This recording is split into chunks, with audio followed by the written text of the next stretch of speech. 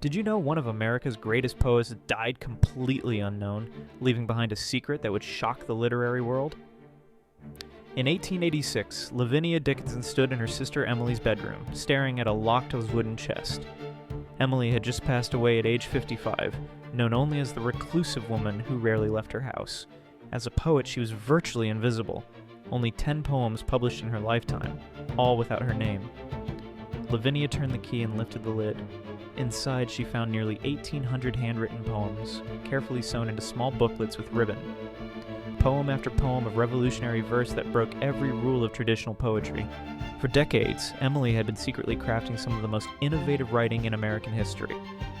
While the world ignored her, she was quietly creating masterpieces in her upstairs room. The woman they thought was just an odd recluse had been a literary genius all along. Her hidden treasure would transform American poetry forever, but she never knew it.